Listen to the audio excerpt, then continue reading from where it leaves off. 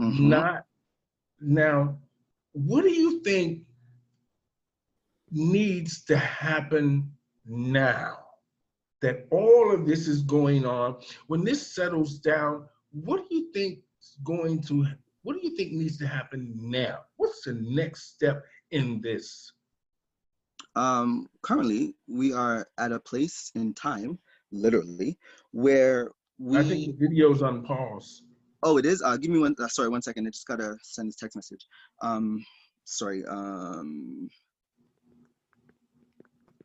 don't want to. I'm just telling these people outside that they should come back in like 15 minutes. Okay. Now, ladies and gentlemen, on the Stephanie Stevens Show today, we are having the discussion with Mr. T.K.O. Monroe about black on black, excuse me, black on black issues about black people, some black people not really liking other black Yeah, people. we gotta stop saying that black on black thing. It sounds it's triggering. We gotta stop saying that. It's not a thing. Okay, Yes, okay. we're talking about black Now, issues. okay.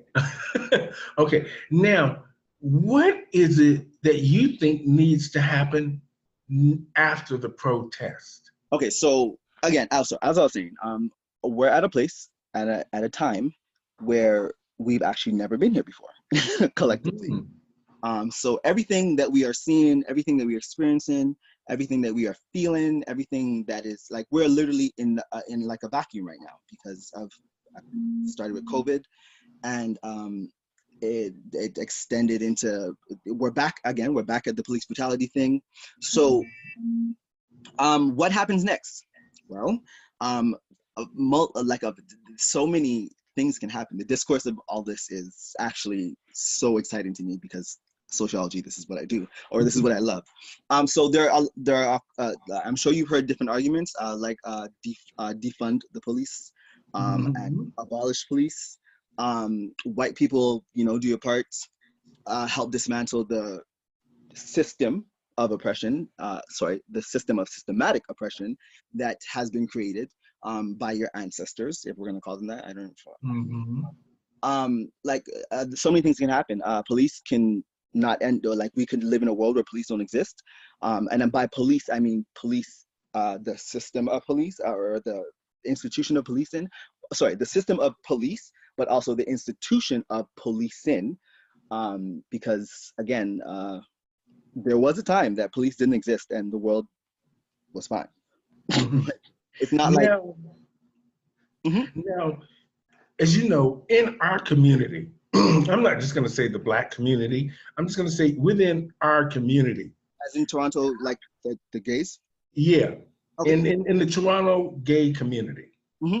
how do you see from your experience Hmm. that do black people do we fit in this community? I'm gonna say we collectively, not we as in myself, because I definitely do not. Okay. But I think that we do a very good job of not even fitting in. We do a good job of assimilating and doing what they meaning the white people want us to do, because uh, it's what we are. It's best that we like. If we don't do that, we feel that there's no other community for us, and that's Mhm. totally understandable. I mean, I understand that.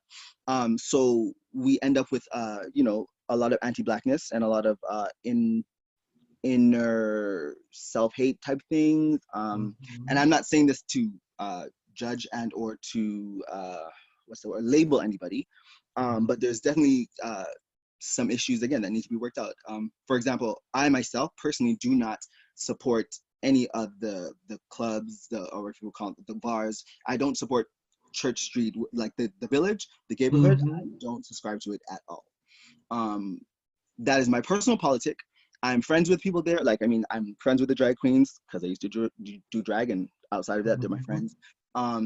Obviously, you're my mom, so like Yeah. this, that I'm there. But I don't want to give them any of my money. I don't want to give the street any of my time.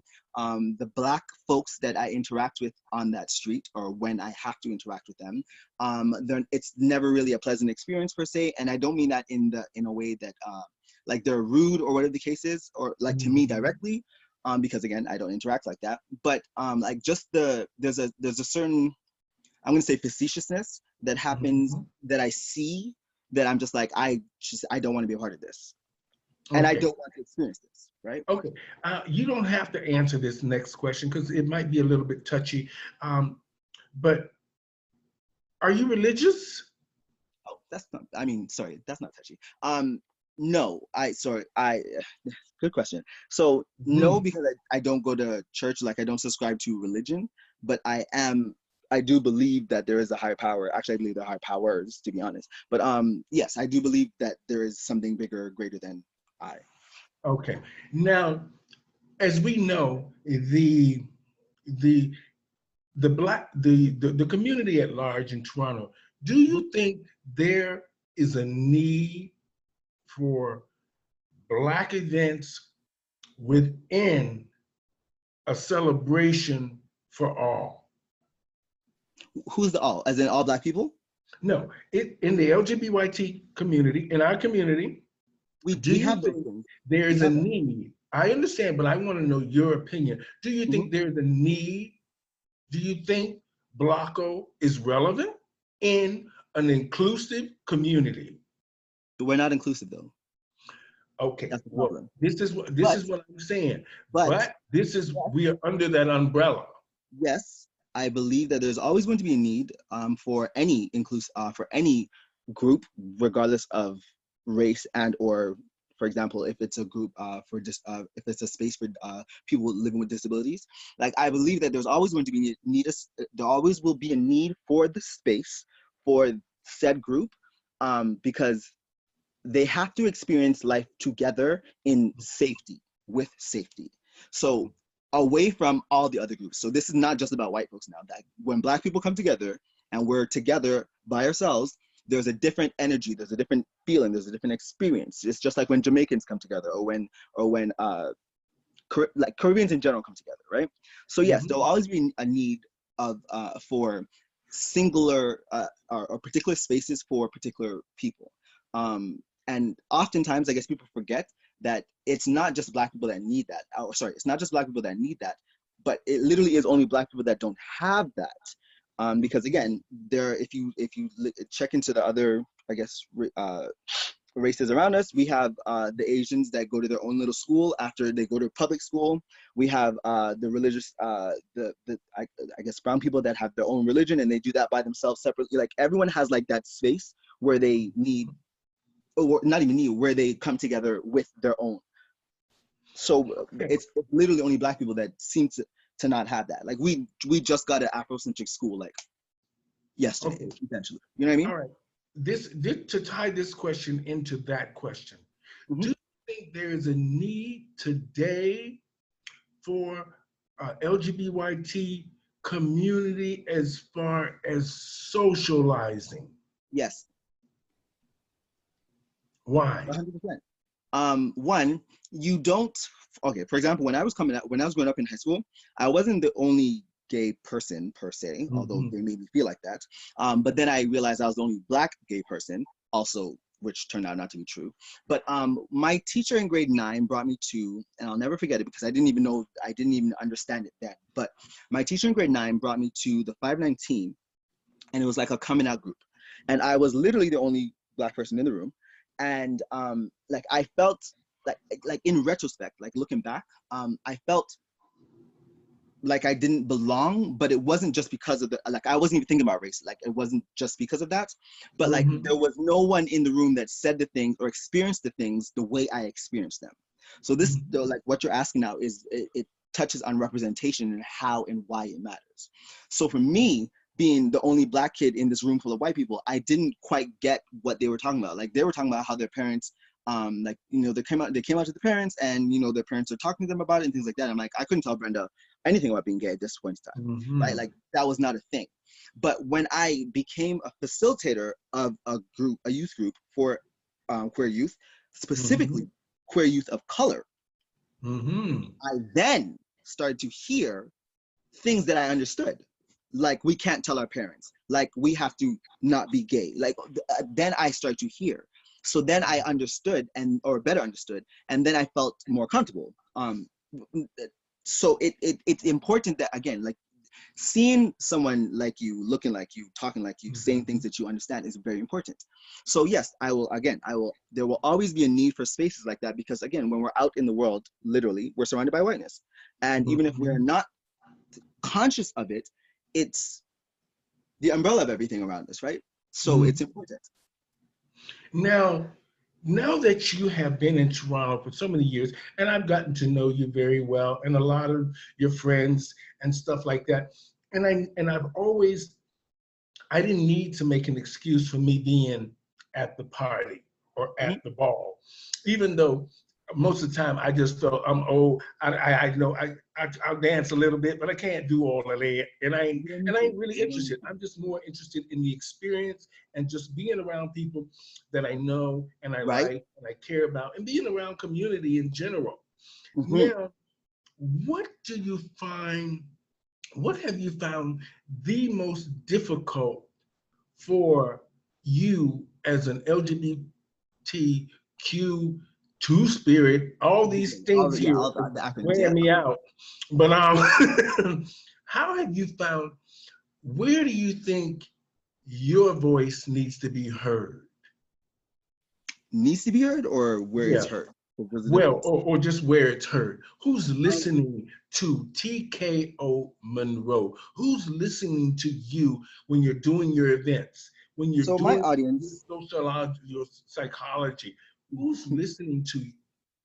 my audience, I believe at this point, because I've been doing this for, what am I saying? I've been doing this for like 12 years now, 12, 13, Mhm. 13 years now. So I've been a public speaker. I don't necessarily think I'm an activist. I think I'm very conscious of what's going on around me. So therefore, I take part. But um, I, so from that perspective, yeah, I don't believe I'm an activist per se, but I do things that activism would Okay. look. Now, just Sorry, just I'm more of an advocate. There we go. oh, okay. Me, There's a difference. yes, for me, it's about. Okay. Thank you. That's a really good question. I'm cluing in for myself now. So for me, it's really about making sure everyone's voice is heard. Okay. Um, so I don't really care. I'm not here to champion necessarily for any one particular person. Because for me, it's all like any injustice is an injustice. Like we're all, it's no Mhm. one's winning. So at best, I want everyone, or for me, it's about understanding. Even if it's in the smallest amount. And if the understanding happens to just be that we're just going to disagree because we don't understand, then that's fine as Mhm. well.